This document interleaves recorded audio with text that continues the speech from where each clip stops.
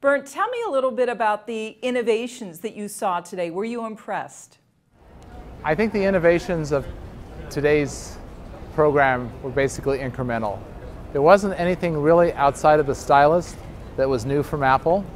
I think these were all anticipated innovations. I think the Apple TV just built upon Siri that was developed at SRI.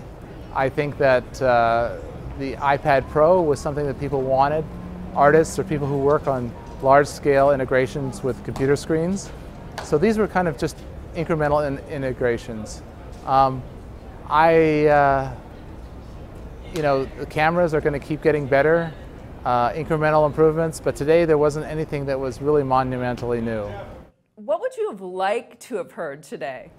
What I would have liked to have seen today, and that's still at least a year away, would be a 5K, not a 4K, TV from Apple, where it actually uses the Retina display. I think that's going to be one of the biggest hits that they have, at least in the technology world, because that's the increment that we cannot discern anymore, the level of resolution. And resolutions aren't going to get any better than that unless there's some technology that develops for that. I also think that Apple should move in a more interesting way of controlling things. I think the stylus is an initial step, but also interfaces with how people think and interact.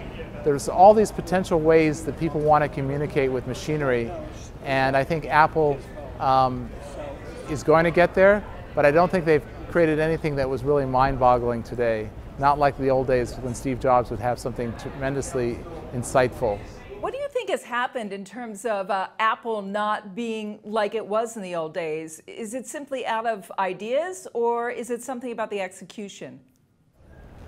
Basically, I think what's slowing Apple's rate of innovation is they've gotten really big and they're not willing to take the risks that they were able to take earlier, because they literally had to bet the company in the past to basically be successful and compete with Microsoft and the other players. I think now they're resting on their laurels. I think they're going to make incremental improvements, but outside of the watch, I don't see a new innovation that's come out in the last couple of years. And I think they're just kind of, they're afraid in some ways to really push the envelope. They're sitting pretty, they've got the world basically buying their products, but in order to survive, they're going to have to keep innovating. And Steve Jobs and other people said you either innovate or die. And I think Apple's going to have to keep innovating, but at an accelerated pace.